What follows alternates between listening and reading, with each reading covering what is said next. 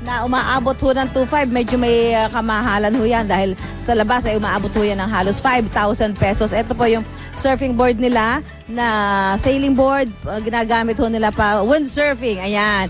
So, ang presyo ho niyan ay nagre-range pa rin mula sa halagang 15,000. Pero may discount pa ho yan. At syempre, ito po yung mga ATV nila, mga all-terrain vehicle. Ayan, 6,000 pesos po yan.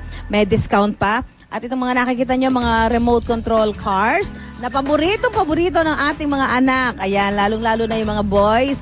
Umaabot sa 2.5, merong 1.5 hanggang 250 pesos. So, yan ho yung ilan sa mga mabibili niyo dito. May mga discount at sinasabi nga ho natin kahit paano maganda pa rin naman ang quality dahil hindi naman sila ay lahat ay gamit na, kundi meron nga ho yung sinasabi mga slightly used o kaya naman ay hindi na lang nagagamit ng mga may-ari kaya ibinenta na nila. Mamaya ho sa pagbabalik natin, top 10 best buys. Sa pagbabalik ho ng unang hirit, back to studio.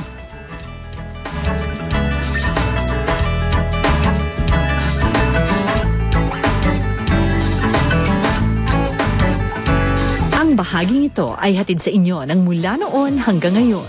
Silver Swan Soy Sauce.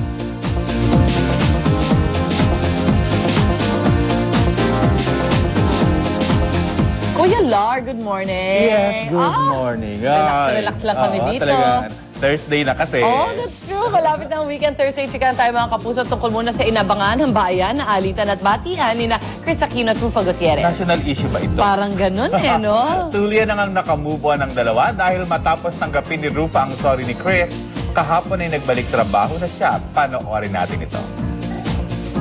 Rufa Gutierrez nakapag-move on na. Kitang-kitang kasiyahan ni Rufa Gutierrez nang humarap sa media sa isang event kagabi. Dito masaya niyang ikinwento na handa siya makita ulit si Chris Aquino na animoy walang nangyari. I'm very happy na lahat kami, we can go back and, peacefully work again. Of course, wala namang problema. Hindi naman malalim ang dahilan ng nangyari sa amin ni Chris, I mean, obviously, we are gonna see each other again. We're gonna bump into each other again. And I'm sure it'll be just like the same. Bagamat hindi pa sila nagkikita, muling nagpatid ng mensahe si Rufa para kay Chris. Senyales na talagang humupa na ang tampo niya sa kanyang co-host. Chrissy, wherever you are, I know you're watching me. I'm not mad at you, and minsan na-hurt lang ako, minsan nagiging emotional ako, and I'm sure you understand me kasi matagal na rin ang pinagsamahan natin. Para kay Rufa, nakatulong sa kanya na marami siyang pinagkakaabalahan. Bukod sa endorsements, kabilang din siya sa Working Girls 2010 under Unitel, Viva, and GMA Films. Gaganap siya dito bilang babaeng mahirap pero maganda na makaka-jackpot ng mayamang lalaki na malapit ng mamatay. Speaking of asawa, handa na rin si Rufa na makaharap ang dati niyang asawa na si Ilmas Bectas na magbabalik Pilipinas sa Marso. Dagdag ni Rufa, matagal na rin gusto makita ni na Lorene at Venice ang kanilang daddy. And I want to be able to show them na kahit na may problema sa amin ng daddy nila, we still love each other and we still respect each other, and of course, we're still gonna be parents to them. Ayoko naman na lumaki sila na they have ill feelings towards their dad. Hindi rin naitaga ni Rufa na naaalala niya magandang pagsasama nila ni Ilmas. We had a lot of good times together and I want to cherish those moments dahil 9 months kami hindi nag-usap ni Ilmas and suddenly, out of the blue, tumawag siya and nag-usap kami. So, I'd like to welcome that and sana maging peaceful na yung samahan namin. Ang bahaging ito ay inihatid sa inyo ng mula noon hanggang ngayon. Silver Swan Soy Sauce. Pagalitan siya ni Annabelle. Oo naman.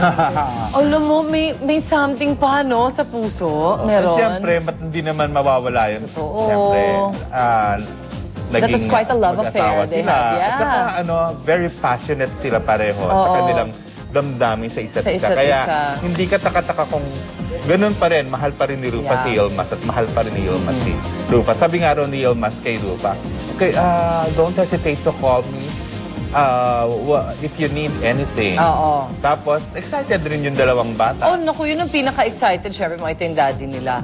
At later naman, Carla Abellano, may aaminin tungkol sa kanila ni Jeff Eigenman.